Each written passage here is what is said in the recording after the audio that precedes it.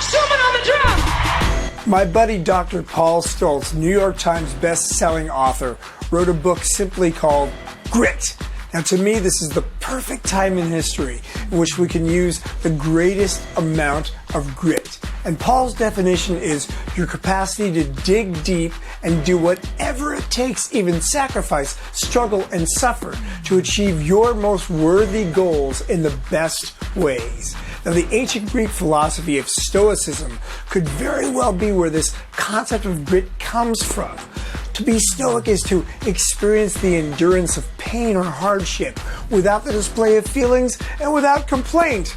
Now, I know this is getting a bit heavy, but if I were to put it into the context of the pandemic and coming out of the pandemic, I'd say it's about moving beyond the complaining and the habitual fear of uncertainty and simply doing the work without the display of feelings and without complaints.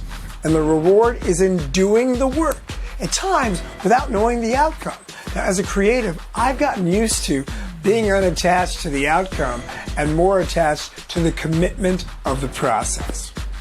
And I've been fortunate enough to witness world-class grit firsthand.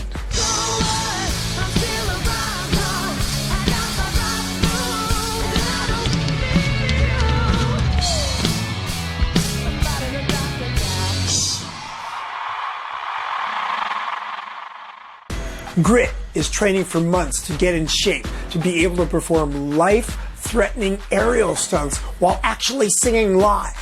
Grit is practicing dance moves with high heels for hours a day and enduring pain just to be able to perform a few songs in heels during a show. Grit is playing drums for hours daily while rehearsing for a tour and working through the sore joints and the blisters until I develop the calluses to be able to endure a 2-hour rock show. So now it's your turn.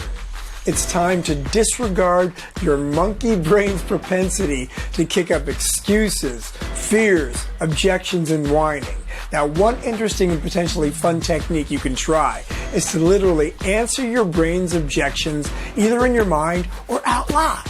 Sometimes my mind kicks up excuses. I actually say, thank you very much, and continue on the path of doing the work. And this can actually make me laugh, feel empowered and lighthearted, while actually enjoying the process of working even more.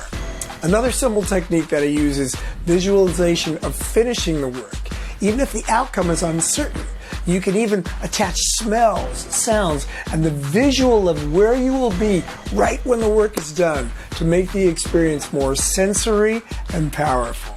Now, after hanging out with and interviewing world-class performers, I've come to the conclusion that the world-class begins where our comfort zones end. But even if you don't aspire to be world-class, it can be a worthy challenge to just push yourself a bit harder on a constant basis with the awareness that delivering the work is not only rewarding because of the outcome, but boosts your confidence as you push through your mind's chatter and the tendency to complain. Remember, if you can do it once, you can do it again and again. And imagine your life achieving your most worthy goals in the best ways. Now, how would that feel? Go ahead, change the world.